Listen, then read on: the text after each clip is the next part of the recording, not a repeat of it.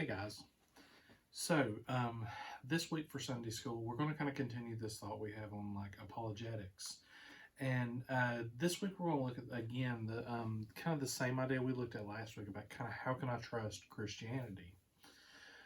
With Christianity, last week we looked at really two big factors, kind of from the same place, but we looked at the Holy Spirit mainly, and how for the believer, it's one of the greatest apologetics that we have the Holy Spirit, because God comes and lives within us.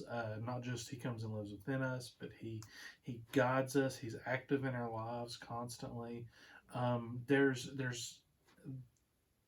an outside force that's dealing with us.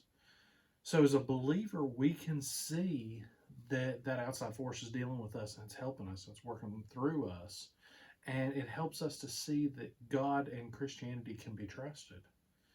For the non-believer, we see how it convicts the non-believer of their sin and guides them and pulls them towards Jesus. Really something that is a supernatural act that can be an amazing apologetic also.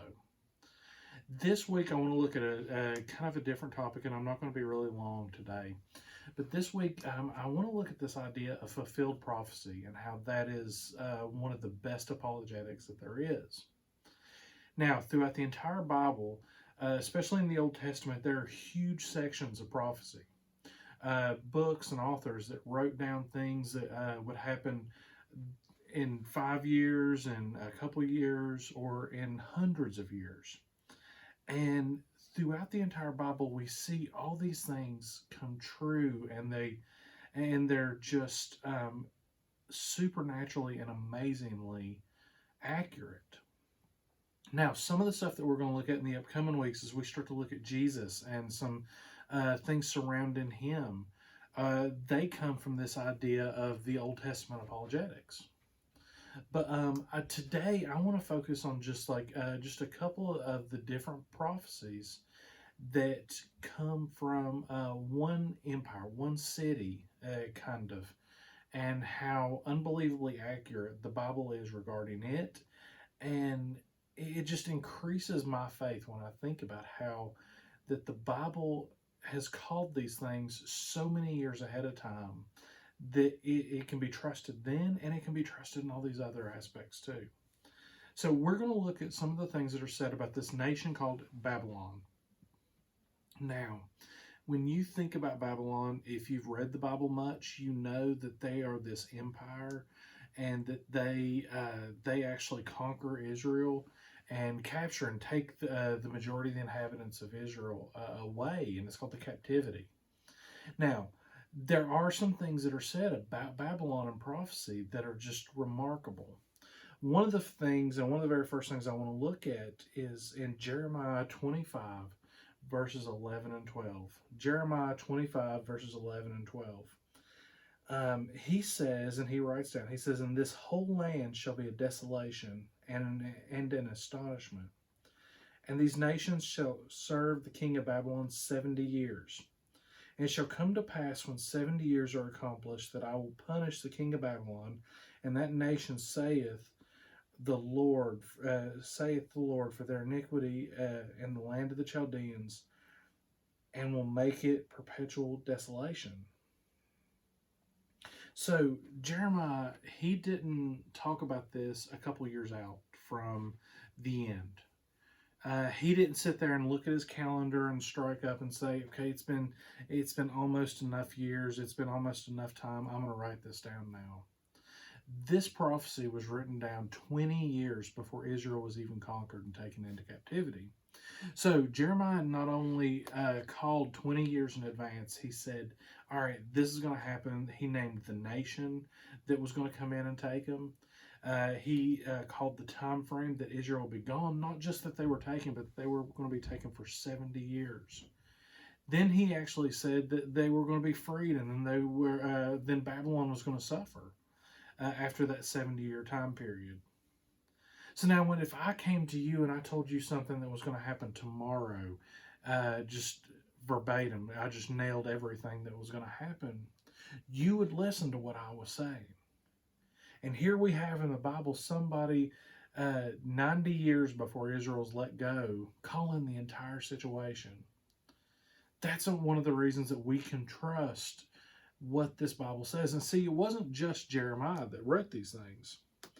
Isaiah 45:1, it talks about a ruler named Cyrus that would come in, and he's actually the one that conquers Babylon. And he takes Babylon out. And he goes in, and Babylon is this amazing, the city of Babylon is this amazing city with like 70 feet walls, and it's this unbeatable empire. Yet Cyrus walks his army literally over a dried up waterbed where he blocked the river, marches them right into Babylon and takes the city.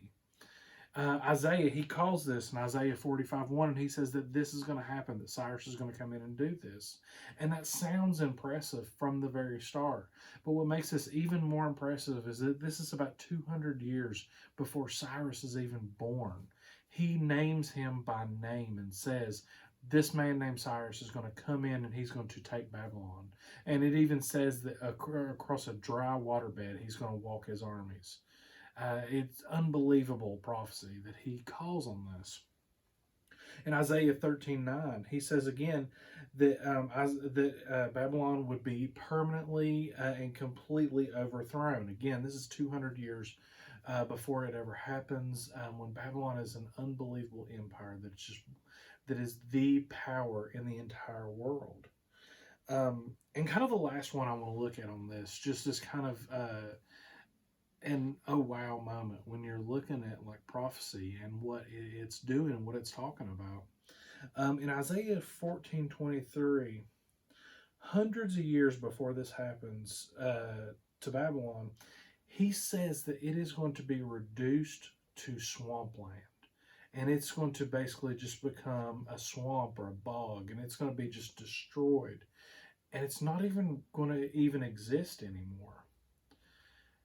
This is like comparing and saying 200 years from now, America is going to just cease to exist, and it's going as something even more powerful than America is going to just absolutely cease to exist, and it is going to just be a swamp in this entire country. It's an unbelievable prophecy, and then about 200 years after this, it happens, and the entire city is laid to waste. The entire empire is gone. These are just a couple examples of some of the amazing prophecies that are fulfilled throughout the entire Bible. Some of them, like I said, within a few years. Some of them within hundreds of years. Some of them, and this is the cool part, is some of them we're still waiting to see today them be fulfilled. So we have to, for some of them, we get to sit back and wait. We get to see the Bible unfold in our daily lives. And that's amazing and that's exciting that we get to see those things. And we're going to talk about some of those things in the upcoming weeks as we look at Jesus and some of the prophecies and some of the apologetics involving him and his life and how he is exactly who he said he is. So guys, I hope this can be a help. I hope you can learn something from this. If you have any questions, shoot me a message and let's talk about it. But here was just a few examples of some of the amazing reasons that you can trust Christianity. Thanks, guys.